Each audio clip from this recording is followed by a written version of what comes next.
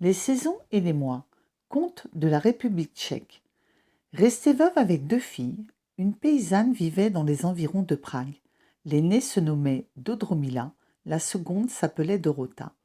Cette paysanne adorait sa plus jeune fille, mais elle avait Dodromila en horreur, peut-être parce que celle-ci était aussi belle que sa sœur était laide. Ainsi sont parfois les mères. La bonne Dodromila ignorait qu'elle était jolie et ne pouvait s'expliquer pourquoi sa mère se mettait en colère lorsqu'elle la voyait. C'était la pauvre Dodromila qui faisait tout dans la maison. Balayer, cuisiner, laver, coudre, filer, tisser, tondre l'herbe, soigner la vache.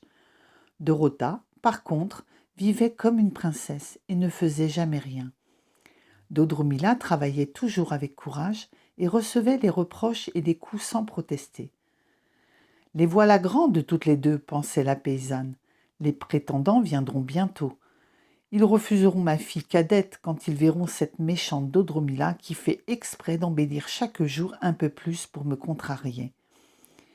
Il faut que je m'en débarrasse à n'importe quel prix. Après une tempête de neige, un jour de janvier, Dorota eut envie de violettes.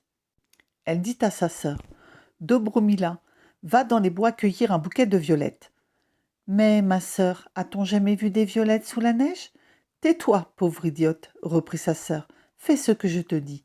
Si tu ne veux pas aller dans les bois pour cueillir des violettes, je te battrai. » La mère donna raison à sa plus jeune fille, prit Dobromila par le bras, la jeta dehors et ferma la porte à double tour.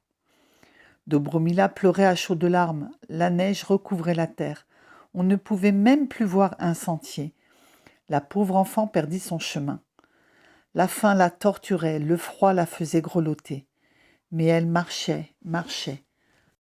Tout à coup, elle aperçut une grande lueur au sommet d'une colline. Elle reprit espoir.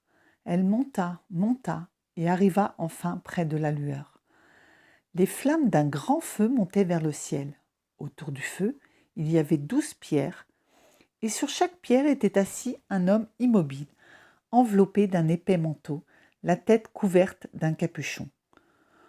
3 de ces manteaux étaient blancs comme la neige, 3 étaient verts comme l'herbe, 3 étaient blonds comme les blés, 3 étaient violets comme les grappes de raisin. Les 12 hommes qui regardaient les flammes en silence étaient les 12 mois de l'année. Dobromila reconnut Janvier à sa longue barbe blanche. Il tenait un gros bâton à la main.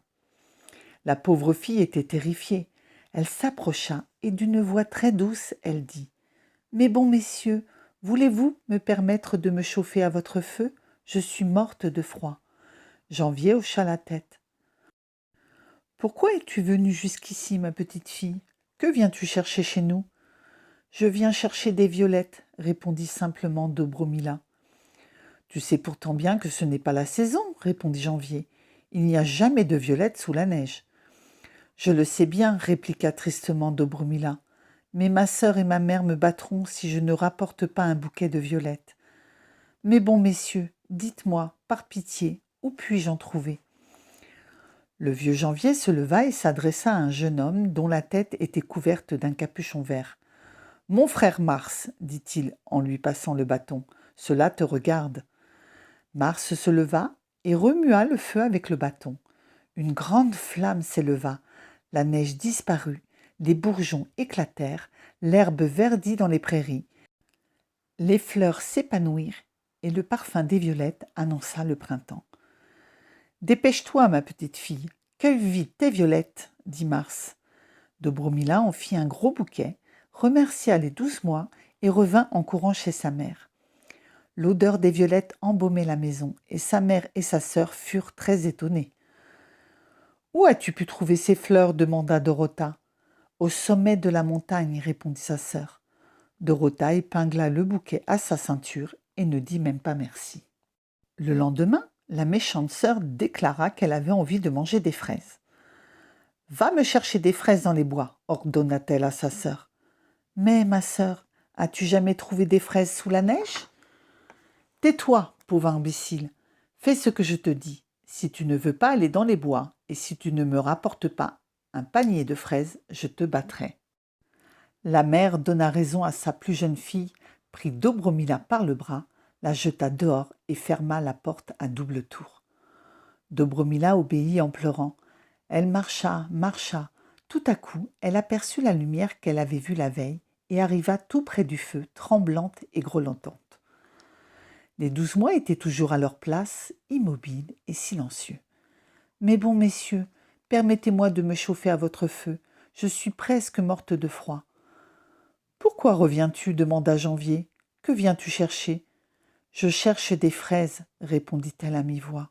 « Tu sais très bien que ce n'est pas la saison des fraises, » répondit Janvier. « On ne saurait trouver de fraises sous la neige. »« Je le sais bien, » répliqua tristement Dobromila. « Mais ma mère et ma sœur me battront si je n'en rapporte pas plein ce panier. Mes bons messieurs, dites-moi par pitié, où puis-je en trouver ?» Janvier se leva et s'adressant à un homme dont la tête était couverte d'un capuchon blond comme les blés, lui passa son bâton. « Mon frère Juin, dit-il, cela te regarde. » Juin se leva et remua le feu avec le bâton. Une grande flamme s'éleva, la neige disparut, les arbres se couvrirent de feuilles, les oiseaux se mirent à chanter, les buissons fleurirent et dans l'herbe apparurent des milliers de petites fraises. « Dépêche-toi, mon enfant, dit Juin, va vite cueillir tes fraises. » Dobromila en remplit son panier, remercia les 12 mois et revint en courant chez sa mère. L'odeur des fraises embaumait la maison et sa mère et sa sœur furent bien étonnées. « Où as-tu trouvé ces petites fraises » demanda Dorota d'un ton méprisant. « Dans les bois, au sommet de la montagne, répondit sa sœur. Dorota mangea les fraises et ne lui dit même pas merci. Le lendemain, la méchante sœur déclara qu'elle avait envie de pommes rouges. Même menace, même injure, même violence. Dobromila courut à la montagne et elle fut assez heureuse pour retrouver les 12 mois qui se chauffaient, immobiles et silencieux. « C'est encore toi, ma petite fille ?» dit le vieux Janvier. Et Dobromila lui raconta en pleurant que si elle ne rapportait pas des pommes rouges, sa mère et sa sœur la battraient. Le bon Janvier passa son bâton à un homme à la barbe grise, dont la tête était couverte d'un capuchon violet. « Frère Septembre, dit-il, cela te regarde. » Septembre se leva et remua le feu avec le bâton.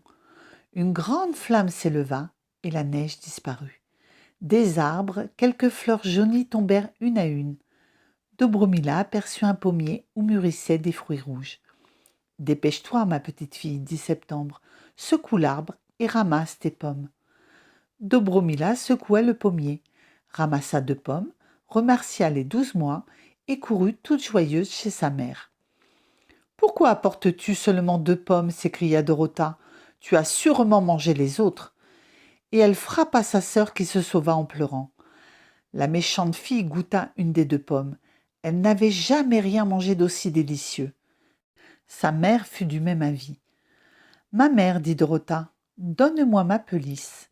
J'irai dans les bois, je trouverai le pommier, je le secouerai si bien que toutes les pommes seront à nous. » Dorota s'enveloppa dans sa pelisse et courut vers la montagne.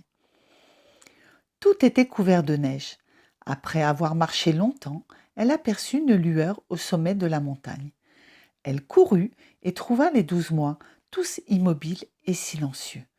Sans leur en demander la permission, elle s'approcha du feu. « Que viens-tu faire ici ?» demanda le vieux Janvier. « Est-ce que cela te regarde, vieux fou ?» répondit Dorota. « Tu n'as pas besoin de savoir d'où je viens ni où je vais. » Janvier leva son bâton au-dessus de sa tête. Brusquement, le ciel s'obscurcit, la neige tomba, le vent souffla. Dorota voulut revenir sur ses pas, mais s'égara. La neige tomba plus fort, le vent souffla en rafales. Elle appela sa mère et maudit sa sœur. Dorota tomba. Bientôt, elle fut recouverte de neige. Les heures passaient. Dorota ne revenait pas. « Il faut que je retrouve ma fille, dit la mère, et elle prit sa pelisse et son capuchon. Elle courut à la montagne. Tout était couvert de neige. Dobromila attendit toute la nuit le retour de sa mère et de sa sœur. Elles ne revinrent jamais. Dobromila resta seule maîtresse de la maison, de la vache et du jardin. Elle fut bientôt mariée. Les 12 mois n'abandonnèrent plus jamais leur protégé.